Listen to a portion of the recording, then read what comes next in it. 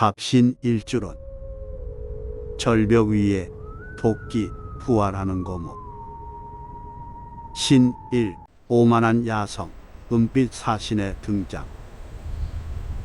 통제되지 않은 생명력은 때론 거친 폭력과 같습니다. 하늘 높은 줄 모르고 제멋대로 자라난 잿빛의 야생숲. 그곳엔 오만한 거인 당군이 있었습니다. 감목의 맹렬한 기상을 타고난 그는 자신의 무한한 생명력을 맹신했습니다. 넘치는 힘으로 세상을 짓누르려 했던 미완의 천재. 하지만 오만한 야성을 잠재우기 위해 운명은 가장 차갑고 무자비한 사신을 보냈습니다. 은빛 기계 원숭이 은원. 당군은 콧방귀를 뀌며 거친 주먹을 휘둘렀지만 은빛 사신의 움직임 앞에서는 그저 둔탁한 나무 토막에 불과했습니다. 금국무. 무자비한 도끼날이 오만한 거목의 살갗을 파고들었습니다. 그것은 나를 극하는 평간, 피할 수 없는 칠살의 혹독한 심판이었습니다. 신이 뼈를 깎는 절망, 절지의 고통. 자비 없는 은빛 도끼는 당군의 뻗쳐난 격가지들을 무참히 베어냈습니다.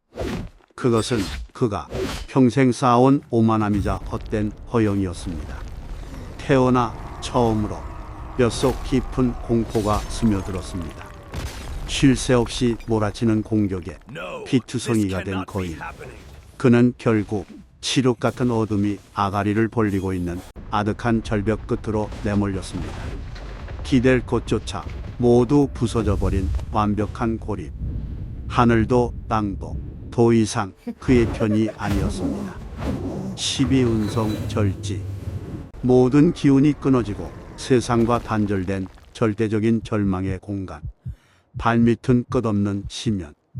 야생의 왕은 이제 죽음의 문턱에 매달려 자신의 한없이 나약하고 처참한 밑바닥을 마주해야만 했습니다. 그리고 최후의 일격을 위해 지켜든 은빛 사신의 차가운 눈동자. 그 속에 비친 자신의 비참한 얼굴을 보며 거인은 마침내 모든 저항을 포기했습니다. 신3. 도끼날에 맺힌 생명수 살인상색. 삶을 향한 발버둥을 멈추고 두 눈을 질끈 감은 순간 오만했던 야성은 비로소 가장 고요하고 겸허한 수능을 배웠습니다. 하지만 내리찍힌 도끼날은 그를 죽이지 않았습니다. 서늘한 칼날은 오직 부패한 껍질과 헛된 자만심만을 완벽하게 도려내는 정교한 외과 의사의 메스였습니다. 살기 번뜩이던 은원의 붉은 눈동자가 깊고 맑은 지혜의 푸른빛으로 변했습니다. 무자비한 사신이 위대한 스승으로 변모하는 경이로운 순간, 차가운 은빛 도끼날 끝에서 투명하고 영롱한 물방울이 맺혀 떨어졌습니다. 임수. 그것은 지장간 속에 감춰져 있던 지혜의 생명수였습니다. 살인상색. 나를 죽일 듯 베어내던 가혹한 칠살 속에 사실 나를 부활시키는 지혜의 생명수가 숨겨져 있었습니다. 절망의 끝에서 새로운 생명을 만나는 절처봉생의 기적이 마침내 폭발했습니다. 신4. 하늘을 떠받치는 기둥 동량지목. 생명수를 마시고 부활한 당군. 거칠고 흉측했던 야생의 껍질은 사라지고 최고의 장인이 심혈을 기울여 깎아낸 듯 가장 단단하고 완벽한 자태가 드러났습니다. 그때 세상의 하늘에 거대한 균열이 생기며 붉은 재앙이 쏟아져 내리기 시작했습니다. 하늘이 무너져 내리는 절체절명의 위기. 각성한 거인은 주저없이 허공을 박차고 뛰어올랐습니다. 그리고 무너지는 거대한 하늘을 오직 자신의 두 어깨로 굳건히 떠받쳤습니다. 사신이었던 은호는 이제 도끼를 거두고 세상을 떠받치는 위대한 기둥 곁을 지키는 가장 든든한 수호자가 되었습니다. 무자비한 도끼질은 그를 죽이려는 것이 아니었습니다. 무너지는 하늘을 떠받칠 위대한 기둥, 동량지목으로 조각하기 위한 가장 완벽한 예술이었습니다. 가장 혹독한 시련을 견뎌내고 마침내 세상의 중심이 된 자. 이것이 바로 갑신일주의 처절하고도 숭고한 전설입니다. 갑신일주론 1. 갑신일주예요. 갑신일주는 바위산 위의 소나무 혹은 나무를 타는 푸른 원숭이의 형상입니다. 청간 갑목인 나무가 지지신금의 바위에 뿌리를 내리기 힘든 척박한 환경 속에서 공명심과 자존심 하나로 버티는 고독한 운명입니다.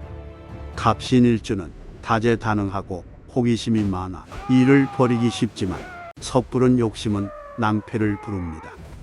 하지만 무자비한 금극목의 시련을 뼈를 깎는 인내로 견뎌내고 나면 이순신 장군이나 독립투사처럼 어떠한 풍파에도 꺾이지 않는 절개를 지닌 세상에서 가장 꼿꼿하고 위대한 리더로 완성되는 대기만성의 일주입니다. 우리 이야기의 주인공, 하늘을 바친 거인 당군을 보십시오. 갑신일주는 척박한 바위산 위에 뿌리를 내리려는 고독한 소나무와 같습니다. 처음에는 다듬어지지 않은 야성으로 헛발질을 하기도 하지만 가혹한 도끼날의 시련을 이겨낸 자만이 세상의 어떤 태풍에도 흔들리지 않는 역사에 남을 위대한 영웅으로 우뚝 서게 됩니다. 2. 갑신일주 물상론. 갑신일주의 청간 갑목은 대림목, 즉 생명체가 단단한 껍질을 깨고 자라나는 거대한 나무입니다. 제멋대로 자란 야생의 나무가 날카로운 금속 도끼에 의해 베어지고 다듬어질 때 비로소 궁궐이나 큰 집을 지탱하는 가장 훌륭한 제목인 공량지목으로 완성됩니다. 무자비했던 은혼의 도끼질은 당군을 죽이려는 것이 아니었습니다. 거친 야생의 나무를 깎아내어 세상을 지탱할 위대한 기둥인 동량지목으로 완성시키기 위한 가장 정교한 조각이었습니다. 갑신일주에게 주어지는 시련은 파괴가 아닌 완벽함을 위한 신의 위대한 예술입니다. 3. 갑신일주 삼명통의 자의형상. 갑신일주는 고전에서 갑목 위래 신의 명도라 하였습니다. 갑목은 세상을 일깨우는 우레와 같고 신금은 화려한 대도시와 같습니다. 번잡한 대도시 위에 내리치는 천둥 번개처럼 자신의 존재감을 강력하게 과시하며 세상의 이목을 집중시키는 위엄과 카리스마를 상징합니다. 황야를 뒤흔들던 당군의 맹렬한 포효. 갑신일주는 화려하고 복잡한 세상 한가운데서 천둥처럼 자신을 벼락같이 드러내는 존재입니다. 때로는 그 목소리가 너무 커서 오해를 사기도 하지만 잠든 세상을 흔들어 깨우는 데는 그들만한 선구자가 없습니다. 4. 갑신일주 계의신결 청간동물. 갑신일주의 청간 갑목은 여우에 비유됩니다. 여우는 죽을 때 고향을 향해 머리를 둔다는 호사수구의 의리를 지녔습니다. 따라서 갑신일주는 겉으로는 우레처럼 거칠고 다혈질적으로 보이지만 그 내면에는 장자로서의 깊은 책임감과 상황을 예리하게 파악하는 여우 같은 영리함이 숨어 있습니다. 무너지는 하늘을 향해 기꺼이 자신의 몸을 던졌던 당군의 숭고한 희생. 갑신일주의 거친 겉모습 뒤에는 자신이 지켜야 할 세상과 사람들을 위해 묵묵히 십자가를 짊어지는 깊은 책임감과 지혜로운 헌신이 숨겨져 있습니다. 5. 갑신일주 나부모행. 갑신일주의 나부모행은 천중수, 즉 깊은 샘물입니다. 천중수는 날카로운 쇠인 신금 안에서 맑은 물이 솟아나는 금생수의 형상입니다. 천중수는 겉으로는 차갑고 무자비해 보이지만 그 기저에는 생명을 살리는 맑고 깊은 지혜의 샘물이 마르지 않고 솟아나고 있음을 의미합니다. 우리 이야기에서 은빛 사신의 차가운 도끼날 끝에서 흘러내렸던 영롱한 생명수, 그것이 바로 천중수의 기적입니다. 갑신일주는 메마른 바위산 같아 보이지만 그 깊은 내면에는 세상을 살리는 맑은 지혜의 샘물이 숨겨져 있습니다. 시련의 틈새로 솟아나는 이 물이야말로 그들을 부활시키는 진짜 힘입니다. 6. 갑신일주 심리상태. 갑신일주는 나를 무자비하게 억제하고 통제하는 평간의 심리가 극에 달한 자율계입니다. 따라서 갑신일주는 강박적일 만큼 강간한 원칙주의자입니다.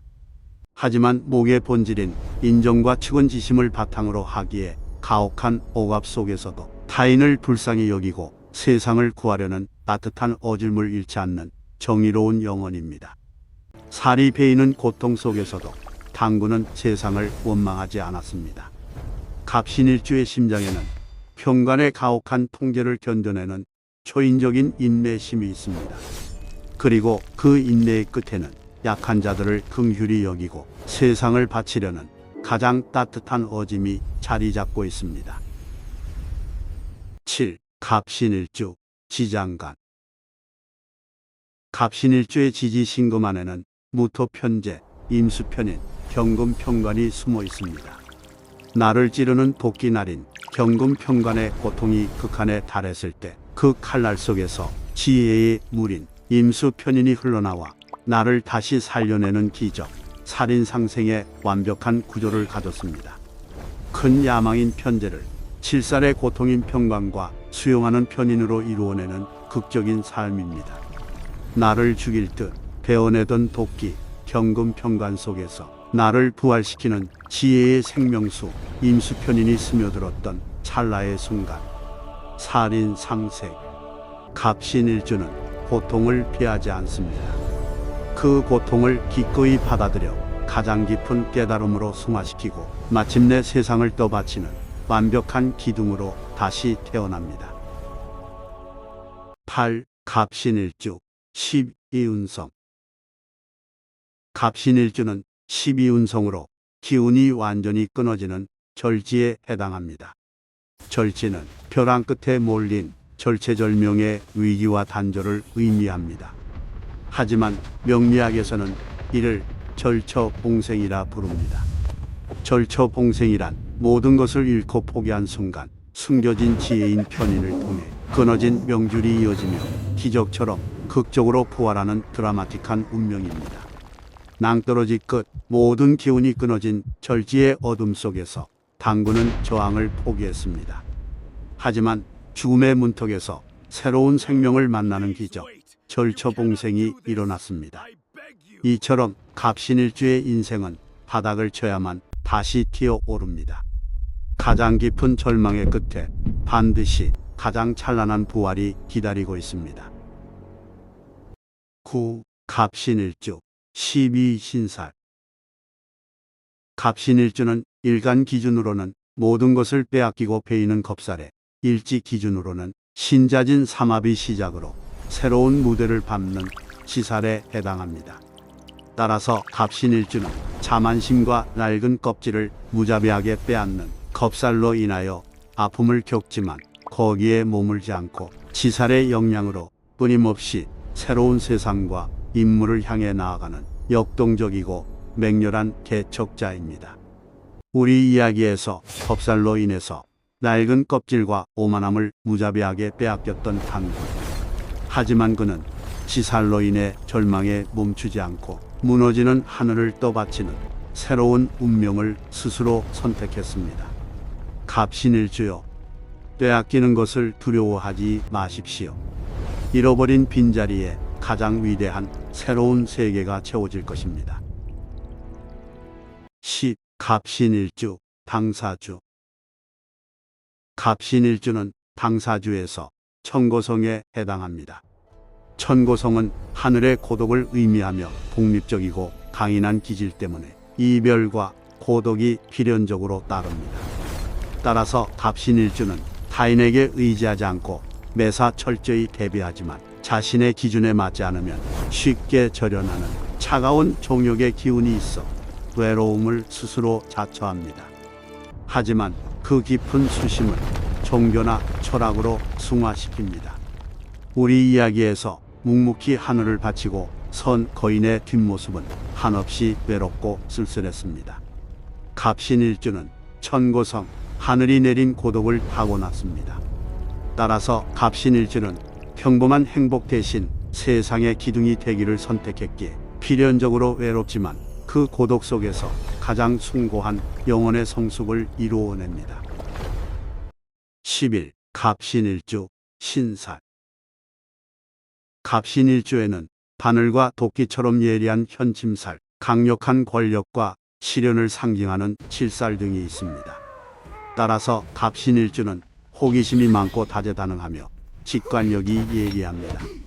나를 치는 칠살의 압박을 견뎌낸 자는 훗날 자신이 그 예리한 칼자루인 현침을 쥐고 생살여탈의 권위를 휘두르는 최고 권력자가 됩니다. 은빛 도끼의 무자비함인 칠살과 뼈를 깎는 예리함인 현침살. 갑신일주는 평생 이 날카로운 기운과 싸워야 합니다. 하지만 이 시련의 기운을 온전히 나의 무기로 만들었을 때 그 누구도 범접할 수 없는 절대적인 권위와 완벽한 전문성을 갖춘 최강자가 됩니다. 12. 갑신일주 공망. 갑신일주는 오화 상관과 미토 정제가 공망입니다.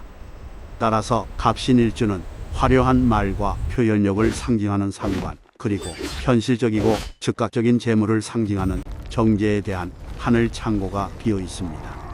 따라서 갑신일주는 얄팍한 언변이나 잔재주, 당장의 재물에 연연하면 낭패를 봅니다. 갑신일주는 명예와 원칙을 중시하며 인내할 때 거대한 명성과 부가 뒤따릅니다. 우리 이야기에서 당군은 살기 위해 변명하거나 도망치지 않았습니다. 갑신일주에게는 가벼운 언변이나 눈앞의 이익을 상징하는 창고는 비어 있습니다. 그러니 잔재주를 부리지 말고 묵묵히 뼈를 깎는 고통을 견뎌내십시오.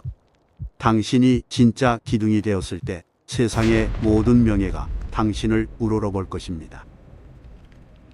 13. 갑신일주에게 맞는 직업. 갑신일주에게 맞는 직업으로는 평간의 권력과 살인상생의 지혜, 그리고 현침의 예리함을 쓰는 직업이 천직입니다. 사람의 생사를 가르고 질서를 세우는 군인, 검찰, 경찰, 의료 분야, 혹은 나무를 다듬어 세상을 짓는 교육, 공직, 건축, 특수 기술직, 또한 명예와 공명심을 중시하는 조직의 최고 리더가 됩니다. 무너지는 하늘을 떠받치는 위대한 대들보. 갑신일주의 천직은 국가와 사람의 목숨을 책임지는 강인한 리더에 있습니다. 사사로운 감정에 휘둘리지 않는 검찰과 경찰 혹은 사람을 살려내는 외과 의사와 교육자로서 험난한 세상에 든든한 기둥이 되어 주십시오. 14. 갑신일주가 주의해야 하는 건강. 갑신일주가 주의해야 하는 건강은 금극목으로 인해 도끼에 찍힌 나무처럼 간담, 근육통, 요통, 신경통 등의 뼈와 관절, 신경계 질환에 매우 취약합니다. 또한 극도의 스트레스로 인한 두통과 안구 질환이나 시력 저하를 주의해야 합니다. 따라서 욱하는 화를 다스리고 항상 몸을 이완시키는 휴식이 절대적으로 필요합니다. 도끼에 깎여나가는 나무는 상처가 깊기 마련입니다. 갑신일주는 척추와 관절, 그리고 간 건강을 잃지 않도록 항상 자신을 돌봐야 합니다. 세상을 떠받치기 위해서는 먼저 나의 기둥이 튼튼해야 합니다. 치열한 전투 후에는 반드시 맑은 물가에서 영혼과 육체를 쉬게 해주십시오. 오늘은 갑신일주에 대해 알아보았습니다. 여러분의 사주명리 학습에 도움이 되기를 기대합니다. 감사합니다.